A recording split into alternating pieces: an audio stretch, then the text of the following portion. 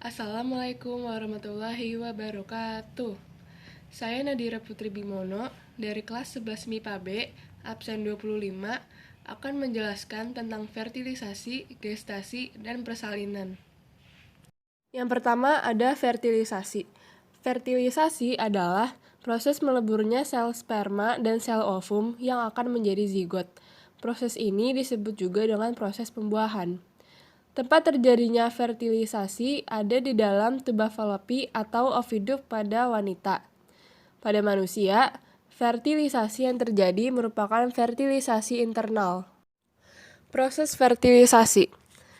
Nah, di sini ada dua gambar. Yang di atas adalah struktur sperma itu dari depan ke belakang adalah ada bagian kepala yang isinya inti sel dan depannya ada yang namanya akrosom. Lalu kita ke belakang ada bagian tengah atau disebut juga leher. Lalu ada bagian ekor. Lalu gambar yang di bawah adalah gambar ovum.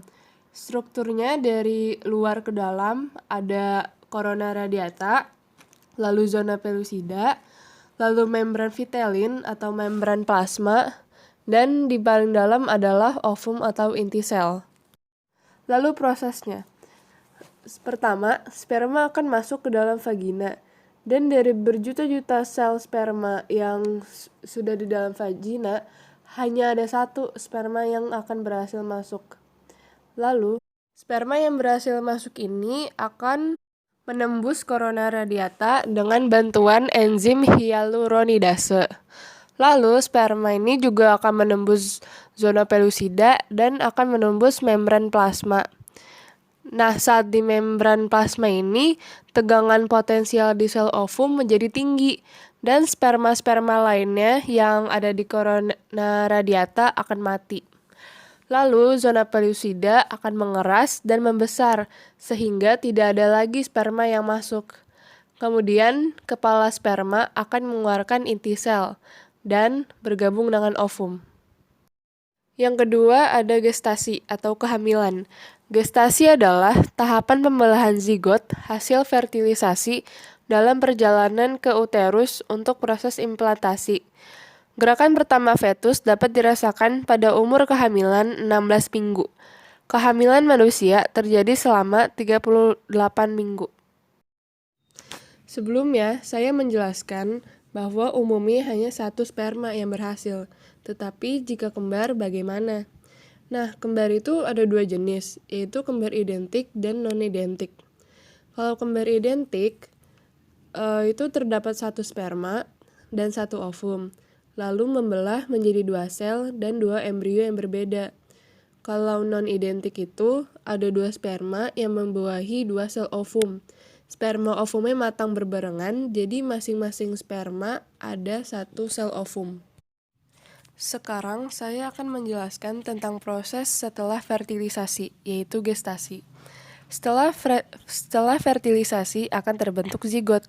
Nanti, zigot akan mengalami pembelahan sel menjadi 2 sel, 4 sel, 8 sel, sampai 32 sel. Nah, yang 32 sel ini disebut morula. Lalu, morula berubah menjadi blastula, kemudian menjadi gastrula yang akan menempel ke endometrium. Jika penempelannya berhasil, maka akan terjadi kehamilan. Dan embrio akan terus berkembang di uterus selama 9 bulan. Dan di gastrula telah terbentuk 3 lapisan tubuh, yaitu ectoderm, mesoderm, dan endoderm, dan akan berkembang menjadi organ-organ tubuh manusia nantinya. Selama proses kehamilan, bayi akan dilindungi oleh membran lapisan embrio. Nah, membran lapisan embrio adalah selaput atau membran yang terbentuk selama perkembangan embrio. Membran lapisan embrio ini hanya terbentuk ketika embrio sedang berkembang, jadi tidak termasuk bagian atau struktur dari janin, melainkan hanya mendampingi saja. Nah, membran lapisan embrio ini dibagi menjadi 4, yaitu pertama ada amnion. Amnion adalah kantung yang berisi cairan tempat embrio mengapung. Fungsinya untuk melindungi janin dari benturan. Yang kedua ada saccus vitellinus. Fungsinya sebagai organ pencernaan dan pernapasan awal. Ini akan membentuk darah dan pembuluh darah. Yang ketiga, ada karion. Karion ini akan membentuk plasenta yang akan memberikan nutrisi untuk embrio.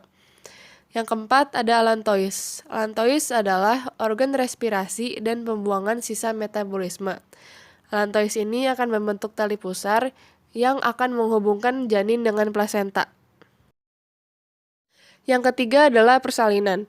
Persalinan adalah proses membuka dan menipisnya serviks melalui jalan lahir yang diikuti pengeluaran plasenta dan selaput ketuban secara utuh. Persalinan ini dipengaruhi oleh hormon-hormon, yaitu yang pertama adalah kadar estrogen. Fungsinya untuk kontraksi uterus. Yang kedua ada oksitosin, yaitu saat menjelang persalinan, hormon oksitosin ini akan meningkat sehingga timbul kontraksi otot-otot rahim. Yang ketiga ada regangan otot rahim. Fungsinya agar otot rahim regang, lalu otot panggulnya akan melebar. Yang keempat ada prostaglandin. Fungsinya untuk meningkatkan intensitas kontraksi uterus dan terjadinya persalinan. Berikutnya adalah tahapan persalinan. Tahapan yang pertama adalah dilatasi serviks atau yang biasa kita sebut adalah pembukaan.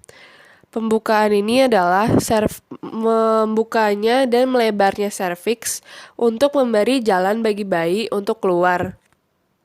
Pembukaan ini ada 10 tahap. Agar sampai ke tahap 10 membutuhkan waktu 24 jam.